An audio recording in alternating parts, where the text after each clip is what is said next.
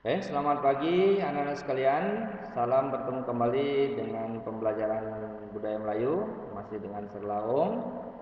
Ya, sebelumnya kita sampaikan puji syukur kepada Tuhan Yang Maha Esa, masih diberikan kepada kita nikmat kesempatan dan kesehatan sehingga masih dapat sama-sama hadir dalam pembelajaran ini. Baiklah anak-anak sekalian, kita langsung saja ke pokok pembahasan kita, yakni di bab 6 tentang makanan tradisional Melayu Riau. Oke, yang pertama yang perlu kita lihat adalah apa sih ragam makanan tradisional Melayu Riau itu? Ya, kita lihat dulu yang pertama, secara umum ada 4 fungsi pokok makanan bagi manusia. Ya, yang pertama adalah untuk memelihara tubuh dalam pertumbuhan. Ya, artinya ketika seseorang tidak mengkonsumsi makanan tentu akan menjadikan atau timbulnya lemah atau datangnya beberapa penyakit terhadap tubuh seseorang. Lalu yang kedua adalah untuk memperoleh energi. Artinya dengan mengkonsumsi makanan akan membuat seseorang memiliki energi untuk melaksanakan segala aktivitas keseharian mereka.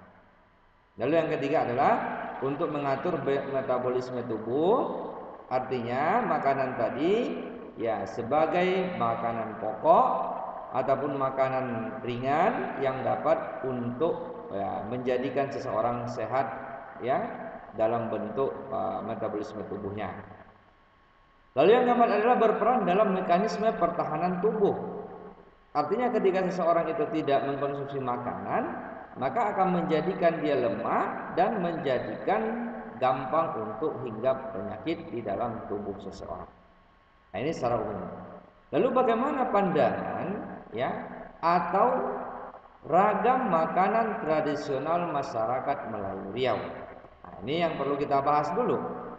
Di samping untuk mendukung 4 hal di atas tadi. Jadi yang pertama adalah jenis makanan khas Melayu itu disebutlah dengan istilah nasi kuning.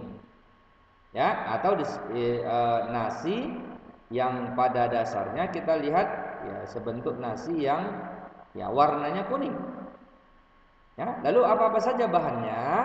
Yang pertama adalah menggunakan beras putih, kemudian bumbunya menggunakan santan kelapa, serai, daun jeruk, daun salam dan perasan air jeruk nipis.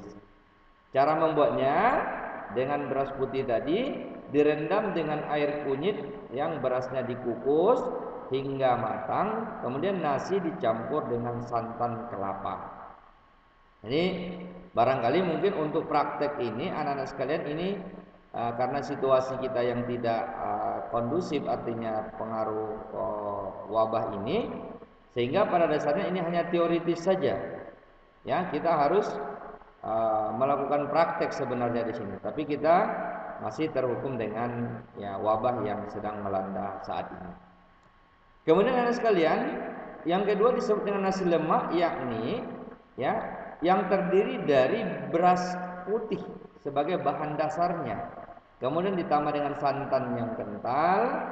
Dengan cara pembuatan, cuci beras hingga bersih, kemudian panaskan dengan dandang hingga mendidih, kemudian panaskan wajan yang telah diberi minyak, aduk hingga rata, kemudian masukkan beras yang sudah dicampur dengan bumbu, disajikan sampai masak.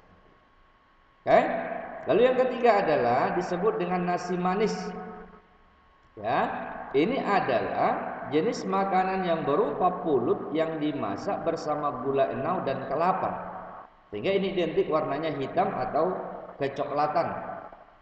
Ini merupakan makanan khas Melayu. Biasanya ini disajikan di setiap acara-acara, baik itu berbicara tentang kegiatan adat ataupun kegiatan-kegiatan masyarakat Melayu Riau. Cara menyajiannya adalah sesuai dengan yang sudah dilakukan oleh turun temurun, bahwa sesudah diangkat didinginkan di atas daun pisang. Jadi daun pisang tadi ditaruh di atas talam, baskom atau sejenisnya. Kemudian setelah dingin boleh ya, kemudian dipotong-potong dengan potongan-potongan kecil, ya biasanya itu berbentuk segitiga, persegi panjang ataupun belah ketupat. Oke. Lalu yang keempat adalah disebut dengan nasi minyak. Ini yang menjadi ciri khas salah satunya juga masyarakat Melayu, yakni yang terdiri dari bumbu beras, susu, minyak goreng, ya, bumbu kari, bawang merah, bawang putih, jahe, kayu manis. Cara membuatnya, bumbu-bumbu tadi dihaluskan, ditumis dengan minyak sapi, kemudian tambahkan dengan air dan dijerang hingga mendidih. Yang selanjutnya adalah masukkan beras dan susu hingga airnya kering, kemudian angkat dan tanak dalam dandang hingga matang. Selanjutnya siap untuk disajikan. Oke, kemudian yang kelima adalah nasi goreng kampung.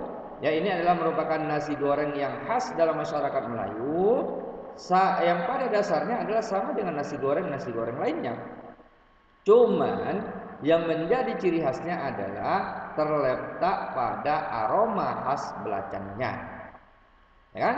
Bahannya yaitu biasa saja seperti 1 kg beras putih, kemudian bumbu belacan, bawang putih, cabai rawit, kunyit, ikan teri, ya, dan lain-lainnya, kemudian diracik.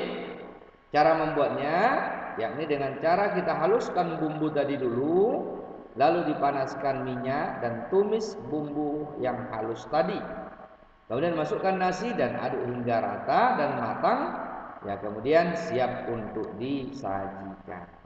Oke, anak-anak sekalian, barangkali ini dulu pembahasan kita pada pertemuan kali ini. Mudah-mudahan bermanfaat dan menambah ilmu pengetahuan kita. Lebih kurang mohon maaf dan sampai bertemu pada pertemuan selanjutnya. Bye bye.